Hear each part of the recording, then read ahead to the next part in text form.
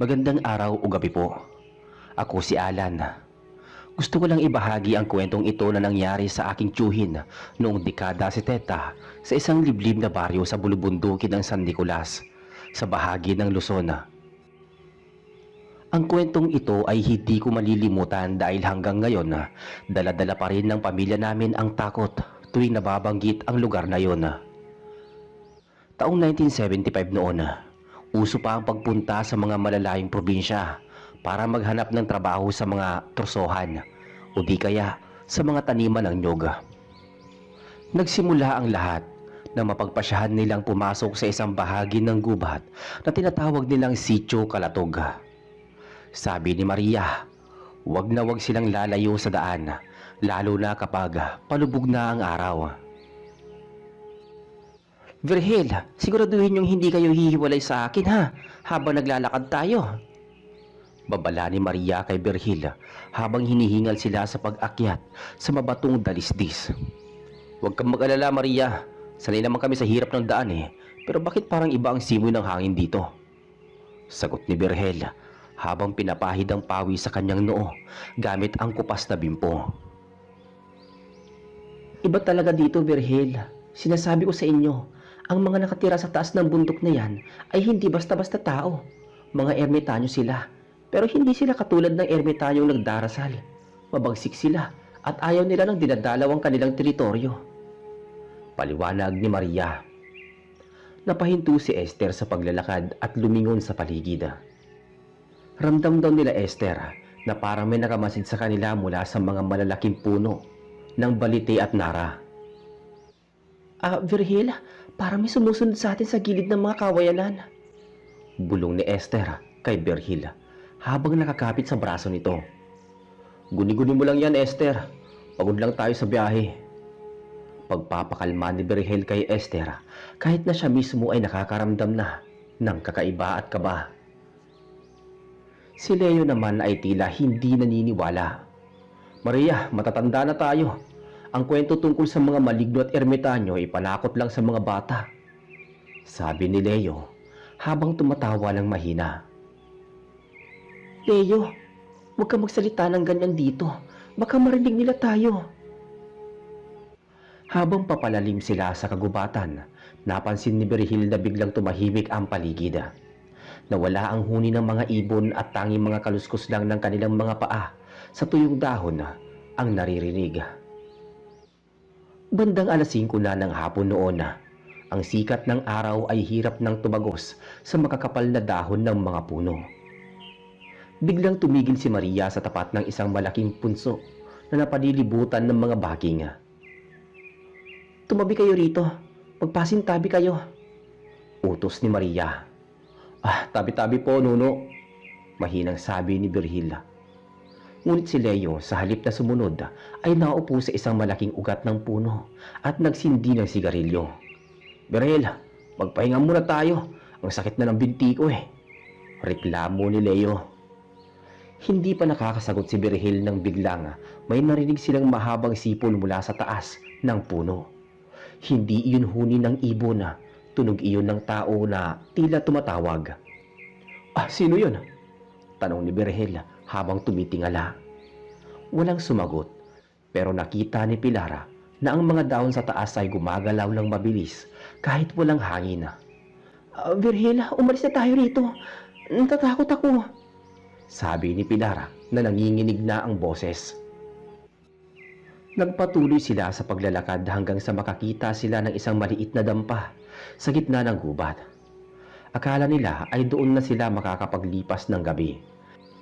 Pero paglapit nila, nakita ni Virgil na ang dampa ay gawa sa mga buto ng hayop at mga tuyong balat na hindi niya matukoy kung saanong nilalang galing. Maria, anong klaseng bahay ito? Tanong ni Virgil kay Maria. Hindi yan bahay ng tao, Virgil. Yan ang marka ng hangganan.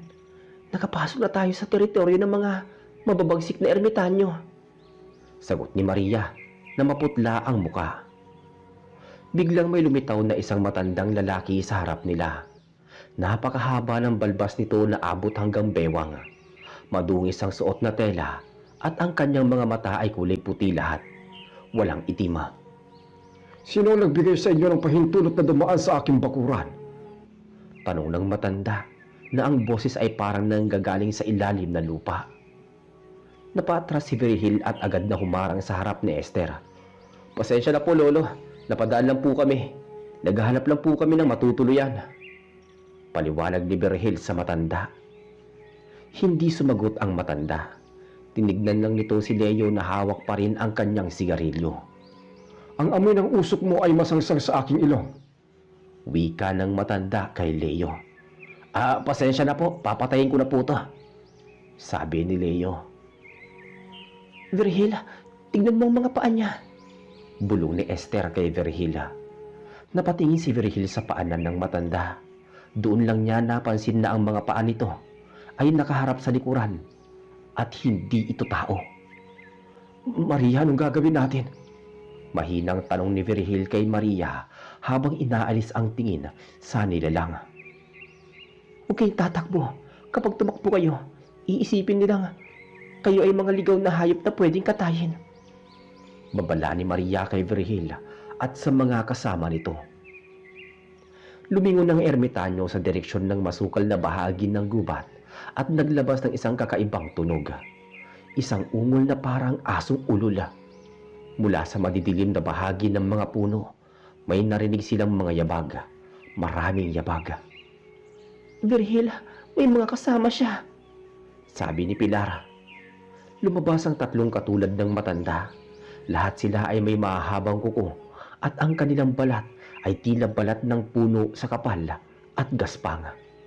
Napapalibutan na sila. Virgil, kailangan natin makaisip ng paraan, sabi ni Leo na nagsimula ng magpanik. Malahimik ka, Leo. Maria, may dala ka bang asin o bawang? Tanong ni Virgil. Wala, Virgil. Ang tanging panlaban natin dito ay ang hindi pagpapakita ng takot. Pero huli na, naamoy na nila ang takot ninyo, sagot ni Maria. Biglang lumapit ang unang ermitanyo kay Virgil at inamoy ang kanyang leeg. Ang hininga nito ay amoy na bubulok na karne. Virgil, huwag kang gagalaw, bulong ni Esther habang umiiyak ng walang tunog. Humarap ang ermitanyo kay Virgil at ngumiti. Ang kanyang mga ngipin ay matutulis at kulay itim. May bisita tayong dadalhin sa loob ng kuweba, wika ng ermitanyo. Hindi kami sasama sa inyo, sigaw ni Virgil habang tinatangkang tinutulak ang matanda, pero parang tumatama ang kamay niya sa isang matigas na bato. Sa isang iglap, hinawakan ng isa pang ermitanyo si Leo sa balikat. Sumigaw si Leo sa sakit dahil bumaon ang mga kuko nito sa kanyang balat. Virgil, tulungan mo ko, sigaw ni Leo habang kinakaladkad siya papalayo sa grupo. Leo, sabi ni Virgil at manghahabol sana siya nang biglang humarang ang dalawa pang ermitanyo sa kanyang daan. Nang makita ni Virgil na kinakaladkad si Leo patungo sa madilim na bahagi ng gubat, hindi na siya nakapagpigil pa. Bitawan ninyo ang kaibigan ko, sigaw ni Virgil habang pilit na kumakawala sa pagkakahawak sa kanya ng dalawang ermitanyo. Ang lakas ng mga nilalang na ito ay hindi makatao. Kahit mukha silang tuyot at matatanda na, ang bawat daliri nila ay parang bakal na nakabaon sa braso ni Virgil. Virgil, huwag kang lalaban. Mas lalo silang magagalit, babala ni Maria, pero huli na. Ang isa sa mga ermitanyo ay lumingon kay Virgil at naglabas ng isang nakakangilong tili na nakakapanindig balahibo sa kanilang pandinig. Si Esther at Pilar naman ay nakayakap sa isa't isa, hindi makagalaw sa tindi ng takot. Virgil, si Leo nawawala na siya, iyak ni Pilar habang tinitignan ang direksyon kung saan dinala ang kanyang asawa. Sumunod kayo. Maikling utos ng matandang ermitanyo na puti na ang mata. Wala silang nagawa kundi maglakad. Pinalilibutan sila ng tatlo pang nilalang. Kaya kahit anong takas ang isipin ni Virgil, ay alam niyang wala silang laban. Pagkalipas ng halos kalahating oras na paglalakad sa masukal na bahagi na wala ng malinaw na daan, Nakarating sila sa paanan ng isang malaking bangina. Doon ay may isang bukana ng kuweba na nababalot ng makapal na baging. Pagpasok nila sa loob, ang amoy ay lalong bumaho. Amoy ng mga natuyong dugo at nabubulok na kung ano. Nakita ni Virgil si Leo sa isang sulok ng kuweba. Nakagapos ang mga kamay at paa nito gamit ang mga baging na may malalaking tinik. "Leo, ayos ka lang ba?" tanong ni Virgil habang sinusubukang lumapit. Pero hinarang siya ng ermitanyo gamit ang isang mahabang tungkod na gawa sa hita ng hayop. "Virgil, ang sakit!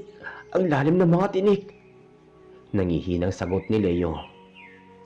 Kitang-kita raw ni Virgil na dumadaloy ang dugo mula sa mga sugat ni Leo at mga tinik na iyon ay tila sumisipsip sa balat ng kaibigan niya. Nakaupo ang matandang ermitanyo sa isang batong upuan sa gitna ng kuweba. Virgil, lumapit ka. Wika ng matanda. Dahan-dahang lumapit si Virgil. Pinapanatili ang tapang kahit nanginginig ang kanyang tuhod. Ano po ang kailangan ninyo sa amin? Wala kami ginagawang masama. Dumaan lang po kami para maghanap ng trabaho. Sabi ni Virgil. Tumingin ang matanda sa kanya. Ang trabaho ay para sa mga taong nasa kapatagan nakatira. Dito sa itaas, ang kailangan namin ay alay. Matagal nang walang dumadaan sa mga estranghero dito. Ang huli ay noong panahon pa ng Hapon. Sagot ng ermitanyo. Nanlaki ang mga mata ni Virgil. Kung panahon pa ng Hapon, ibig sabihin ay napakatanda na ng mga nilalang na ito kung huling nakakita sila ng tao noong digmaan pa. Virgil, tingnan mo yung dingding. Bulong ni Esther. Napatingin si Virgil sa paligid ng kuweba. Nakita niya ang mga nakasabit ng mga kagamitang luma, mga helmet ng sundalo, mga kalawanging bayoneta at mga punit-punit na uniforme. Pero ang mas nakakagimbal ay ang mga bungo na nakahanay sa isang bahagi ng kuweba. Virgil, kailangan na natin makaalis dito bago maghating gabi. Sabi ni Maria na mahinang boses. Kapag sumapit ang kabilugan ng buwan, magsisimula na silang magritual. Hindi lang nila tayo kakainin. Kukunin din nila ang ating mga kaluluwa para manatili silang malakas. Maria, anong ritual? Paano tayo lalabas dito?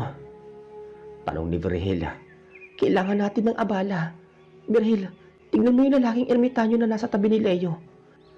Siya ang pinakamabagsik, pero siya din ang bulag sa amoy ng tao kapag may nasunog na buhok. Paliwanag ni Maria. Nagtaka si Virgil. Anong kamo, buhok?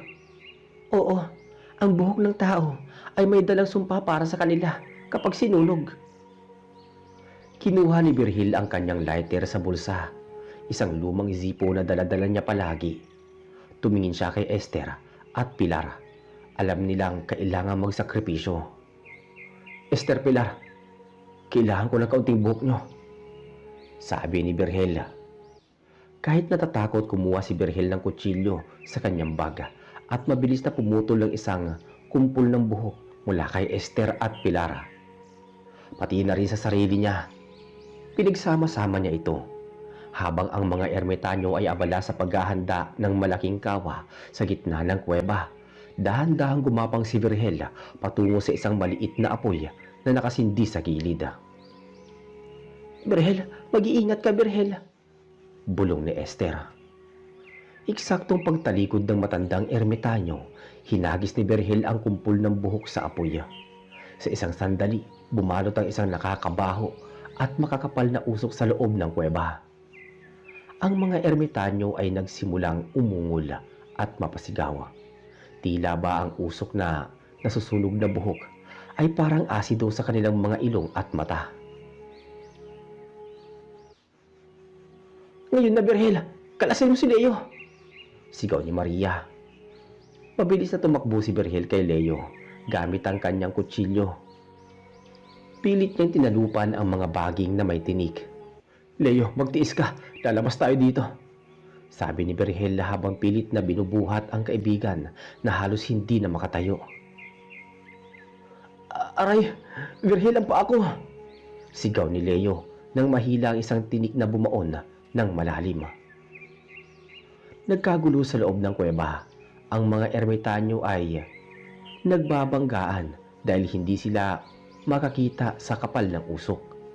Pero ang matandang ermitanyo ang pinuno nila ay hindi biglang tumayo at naglabas ng isang ugong na yumanig sa buong kuweba. Virgil, bilisan nyo! Nararamdaman niya na tayo! Sigaw ni Maria habang hinihila si Pilar at Esther palabas ng bukana. Nakalabas sila ng kuweba pero ang dilim sa labas ay mas lalong nakakatakot. Ang buwan ay nakatago sa likod ng makapal na ulap. Ramdam ni na Virgil ang kaluskos ng mga damo sa paligid nila. Marami pa sila sa labas. Saan tayo dadaan, Maria? Tanong ni Virgil habang pasan-pasan si Leo. Sa ilog. Ang mga ermitanyong to ay ayaw sa umaagos na tubig. Kapag nakatawid tayo sa ilog, hindi na nila tayo masusundan. Sagot ni Maria. Takbo sila sa gitna ng kadiliman. Si Virgil ay hindi na alintana ang bigat ni Leo at mga gasgas mula sa mga sanga ng puno na tumatama sa kanyang muka. Virgil, sa kanan! May bangin malapit dito! Sigaw ni Esther. Habang tumatakbo sila, narinig ni Virgil ang isang pamilyar na boses mula sa likuran. Virgil, huwag kang lilingon! Huwag kang hihinto! Sigaw ni Maria nang mapansin niyang nag-aalangan si Virgil. Ang mga ermitanyo daw ay marunong manggaya ng boses ng mga mahal mo sa buhay para lang mapatigil ka sa pagtakbo. Lumingon pa rin ng bahagya si Virgil at nakita niya sa ilalim ng puno ang isang nilalang na kamukhang kamukha ni Leo. Nakatayo at kumakaway sa kanya, pero ang mga mata nito ay gaya ng sa matandang ermitanyo, puting-puti. Virgil, tulungan mo ko. Iniwan niyo ko. Sabi ng impostor na Leo. Hindi kasi Leo, ang kaibigan ko ay pasang ko. Sigaw ni Virgil at lalong binilisan ng pagtakbo. Nakarating sila sa pampang ng ilog. Ang tubig ay malakas ang agos dahil kakatapos lang ng ulan kahapon. Virgil, kailangan natin tumawid ngayon din. Sabi ni Maria. Isa-isang lumusong sa malamig na tubig si Virgil. Ang huling lumusong kasama si Leo nang nasa gitna na sila ng ilog. Lumitaw sa pampang ang apat na ermitanyo. Nakatayo sila doon, galit na tumitingin sa kanila pero hindi sila makatapak sa tubig. Virgil, tignan mo sila. Sabi naman ni Esther. Pero habang nasa gitna sila, biglang may humila sa paa ni Virgil mula sa ilalim ng tubig. Halos lumubog sila Leo. Virgil! Virgil! Ano kaya ang humila sa paa ni Virgil sa ilalim ng tubig? At makakaligtas nga ba sila sa bangis ng mga ermitanyong aswang na naghihintay lang sa pampang? Muntik na talagang malunod si Virgil ng oras na yon. Ang akala niya ay mga ermitanyo lang ang kalaban nila, pero may iba pa palang nagbabantay sa ilalim ng tubig. Virgil, kumapit ka sa akin! Sigaw ni Esther habang pilit na inaabot ang kanyang kamay. Pero si Virgil ay pilit na nilulubog ng kung anong pwersa sa ilalim. Ang pasan-pasan niyang si Leo ay nagpabigat pa sa kanya kaya lalong naging mahirap ang sitwasyon. Virgil, huwag mong bitawan si Leo.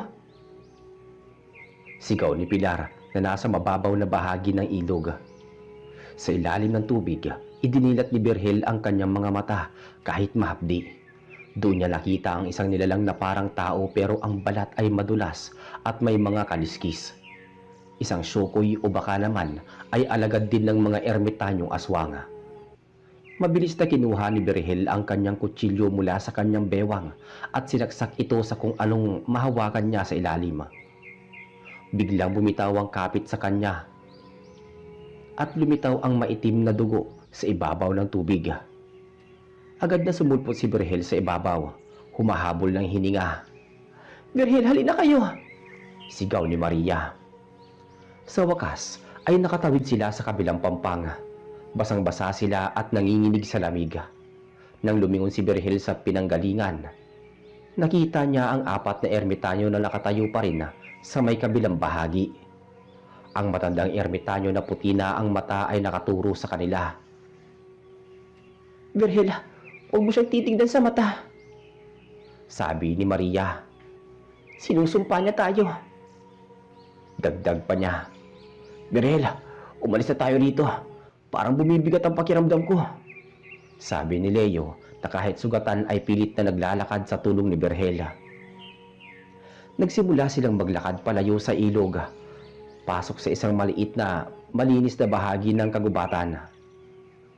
Akala nila ay ligtas na sila, pero habang naglalakad, napansin ni Virgil na tila paikot-ikot lang sila. Maria, kanina pa natin nadadaanan ng puno to ah. Ito yung balitin na may nakasabit na bungo ng baka, sabi ni Virgil habang hingal na hingal. Nililigaw tayo ng mga ermitanyo, Virgil. Kahit nasa kabilang pampang na tayo, ang kanilang kapangyarihan ay abot pa rin dito. Balik na rin niyo ang mga suot ninyong damit. Ngayon din, sabi ni Maria. Ginawa nila ang mga sinabi ni Maria. Hinubad ni Virgil ang kanyang kamiseta at sinuot ito ng pabaliktad. Gayon din ang ginawa nila Esther, Pilar at Leo. Habang ginagawa nila ito, may narinig silang mga hagikgik sa taas ng mga puno. Parang mga batang nagtatawanan, pero ang tunog ay nakakatindig sa tenga. Virgil, may mga anino sa taas, bulong ni Esther. Huwag niyo silang papansinin. Virgil, dire-diretso lang ang tingin natin sa unahan, sabi ni Maria. Habang naglalakad sila, biglang tumigil naman si Leo. Virgil, sandali. Ang asawa ko si Pilar. Lumingon si Virgil at halos tumigil ang tibok ng puso niya. Ang kasama nilang si Pilar ay hindi na si Pilar. Ang mukha nito ay dahan-dahang nagbabago, nagiging kamukha ng matandang ermitanyo na nasa kuweba kanina. Virgil, tulungan mo ko, sabi ng nilalang na kamukha ni Pilar, pero ang boses ay parang gasgas na plaka. Nasaan si Pilar? Sigaw ni Virgil habang hinahanda ang kanyang kutsilyo. Nasa likuran niyo ako, Virgil, sigaw ng totoong Pilar mula sa isang madilim na bahagi ng mga puno. Takbo ang totoong Pilar patungo sa kanila, habang ang impostor naman ay biglang naglaho na parang usok ng talsikan ni Maria ng dala niyang maliit na bote ng langis na may kasamang kung anong ugat. Doon na naintindihan ni Virgil na hindi lang lakas ang kailangan nila kundi tibay ng loob. Virgil, kailangan natin makahanap ng simbahan o kahit krus na gawa sa kawayan. Doon lang sila hindi makakalapit, sabi ni Maria. Nagpatuloy sila sa paglalakad hanggang sa makita nila ang isang abandonadong kapilya sa gitna ng isang bakanting lote. Ang kapilya ay gawa sa kahoy at ang bubong ay sira-sira na, pero sa gitna nito ay may isang malaking krus na gawa sa nara. Doon tayo, Virgil, tawag ni Maria.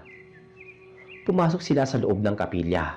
Ramdam ni Virgil ang biglang paggaan ng hangin pagpasok nila sa loob ng bakuran ng simbahan.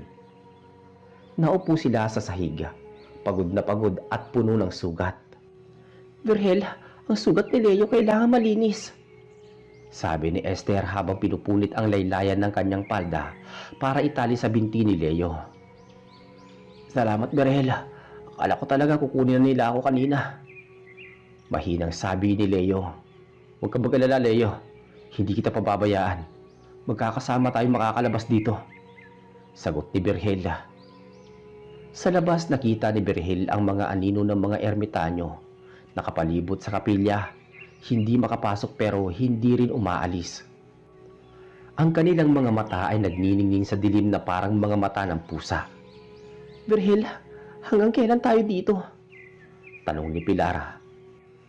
Hanggang sumikat ang araw, Pilar. Kapag tumama na ang unang sikat ng araw sa bundok na to, mawawala na ang kapangyarihan nila at makakababa na tayo sa bayan, singit naman ni Maria. Lumipas ang mga oras. Ang bawat minuto ay parang isang taon na para kay Virgil. May mga oras na may kakatok sa may dingding ng kapilya, o di kaya ay may tatawag na pangalan gamit ang pangalan ni Virgil mula sa labas. Napahigpit ang hawak ni Berhel sa krus na suot niya. "Hindi ako lalabas.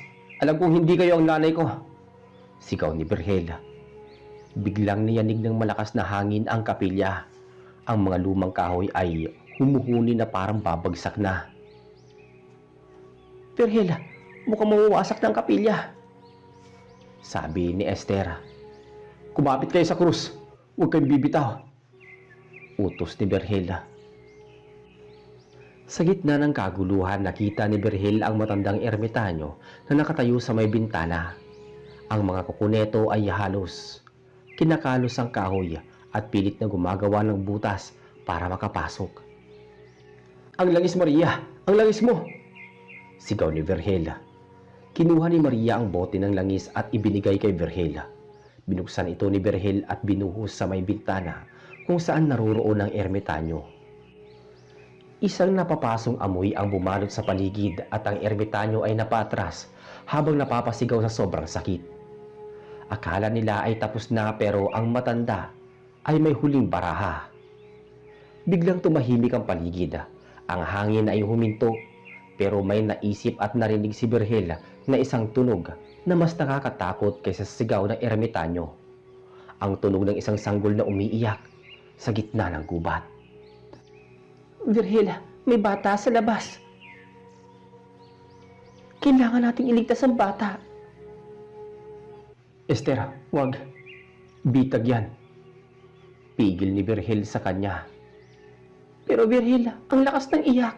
Baka naiwan yun ng mga taong dumaan dito," pilit ni Esther. "Berhel, pigilan mo si Esther. Iyan ang tiyanak na alaga ng ermitanyo." Kinailangang yakapin ni Berhel ng mahigpit si Esther para hindi ito makalabas. Si Esther ay nagsimulang magwala, tila kontrolado na ng tunog ng iyak ng sanggol. "Berhel, bitawan mo ko. Kailangan ako ng anak natin," sigaw ni Esther, kahit wala naman silang anak noon. "Esther, gumising ka. Wala tayong anak." "Berhel, sampalin mo siya," utos ni Maria. Sinunod ni Berhel si Maria. Sinampal niya ng bahagya si Esther. "Esther, tumingin ka sa akin. Ako to si Berhel." Dahan-dahang nagbalik ang ulirat ni Esther at napahagulgul siya sa dibdib ni Berhel. "Salamat, Berhel, salamat," wika niya. Nang mag-aalas 4 na ng madaling araw, ang mga kaluskos sa labas ay nagsimulang lumayo. Ang mga ermitanyo ay unti-unting bumalik sa kanilang mga anyo bago sila abutan ng liwanag. "Berhel, tingnan mo.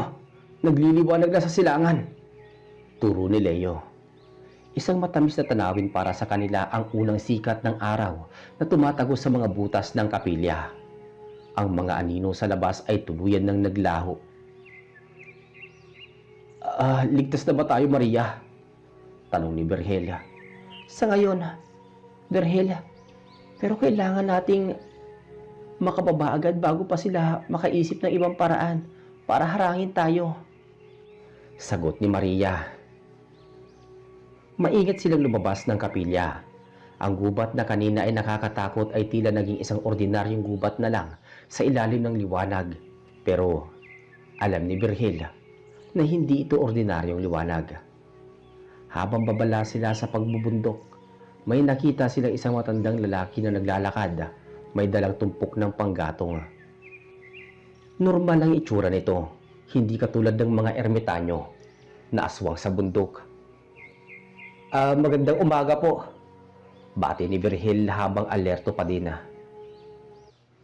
Tumingin ang matanda sa kanila at napansin ang kanilang mga sugat at dumi sa katawan. "Galing ba kayo sa sitio Kalubihan?" tanong ng matanda. "Opo, Lolo. Doon po kami nanggaling." Swerte ninyo at nakalabas pa kayo ng buhay. Marami na ang pumasok dyan na hindi na nakita kailanman. Sinasabi ng mga taga rito na ang mga ermitanyong aswang sa taas ay mga sinaunang tao na sumumpa sa kadiliman kapalit ng mahabang buhay. Berhel, tara na. Huwag na tayong makipag-usap," bulong naman ni Pilar. Nang makarating sila sa pinakabayan, agad nilang ipinagamot ang mga sugat ni Leo. Doon nila nalaman na ang mga tinik na bumaon kay Leo ay may laso na nanggaling sa mga bulok na bangkay. "Birhel, salamat at naligtas mo ko," sabi ni Leo habang nakahiga sa klinika. "Wala yun, Leo. Basta magpagaling ka." Pero bago sila tuluyang umalis sa lugar na yon, may isang huling pangyayari na nagpapatunay na hindi patapos ang sumpa ng mga ermitanyo kay Virgil.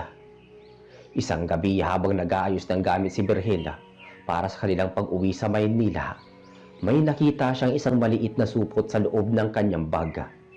Noong buksan niya ito, naglalaman ito ng mga sinunog na buhok at isang piraso ng tuyong balat na may nakasulat na pangalan niya.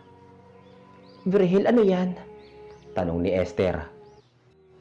Hindi sumagot si Virgil.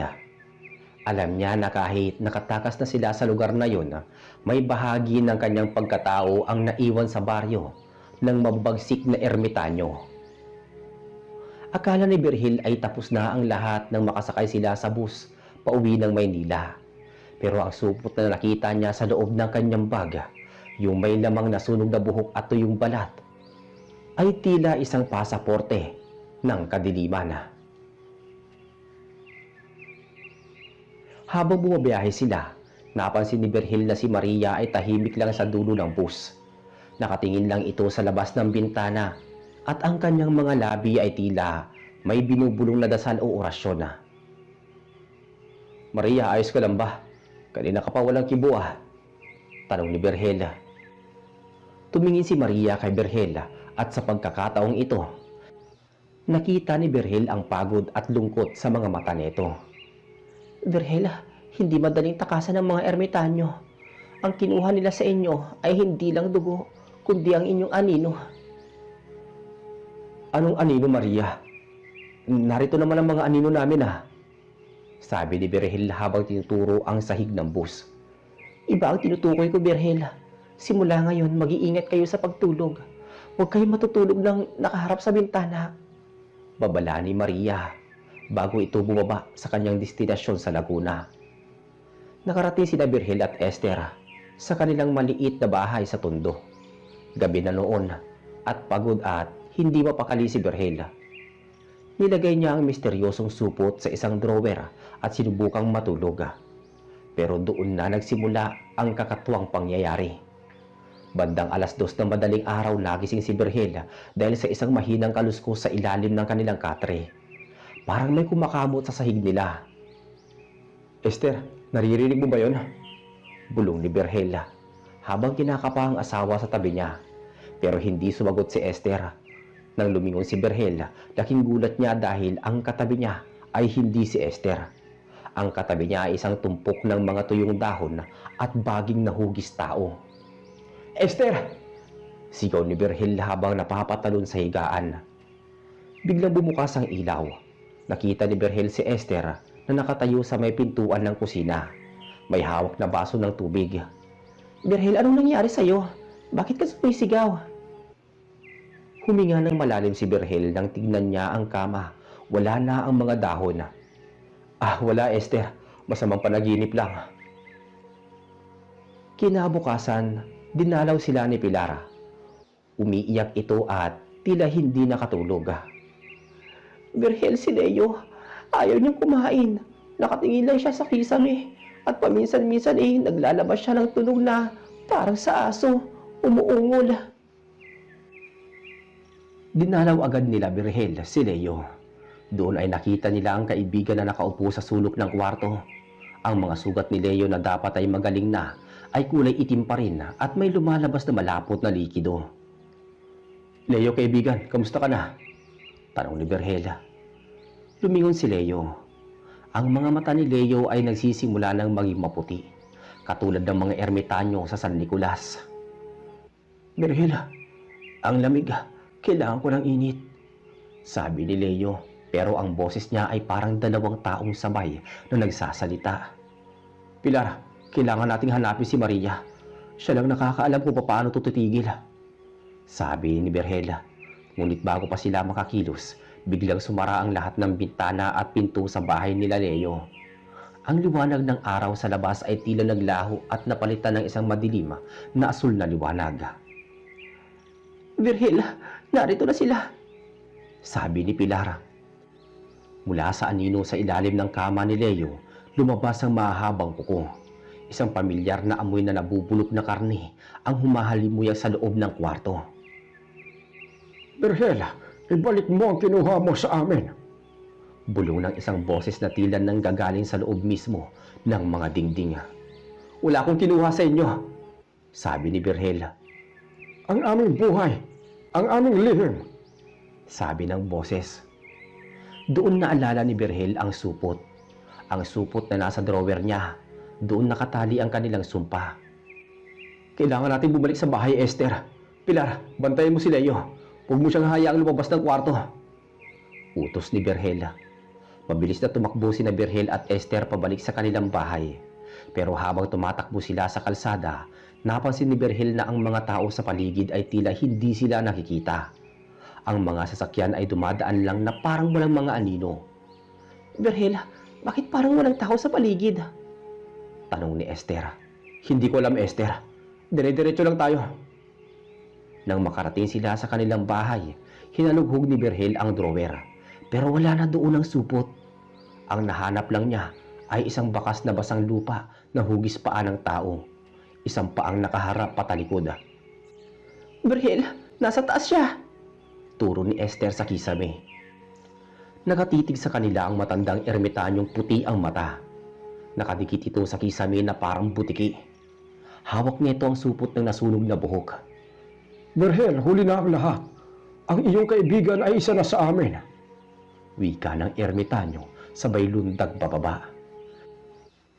Hindi alam ni Virgil kung saan siya kumuha ng lakas ng loob, pero sinunggaban niya ang matanda. Nagpambuno sila sa sahig. Ang balat ng ermitanyo ay kasing tigas ng kahoy, pero nararamdaman ni Virgil na ang kahinaan nito ay ang kanyang puso. Esther, ang kutsilyo! Yung ginamit natin sa ilog! Sigaw ni Virgil. Inabot ni Esther ang kutsilyo kay Virgil. Sinaksak ito ni Virgil sa dibdib ng nilalang. Sa halip na dugo, ang lumabas doon ay maitim na usok na amoy luma at tuyong dahon. Ang ermitanyo ay naglabas ng isang huling tili bago ito tuluyang naglaho na naging isang tumpok ng abo sa sahig.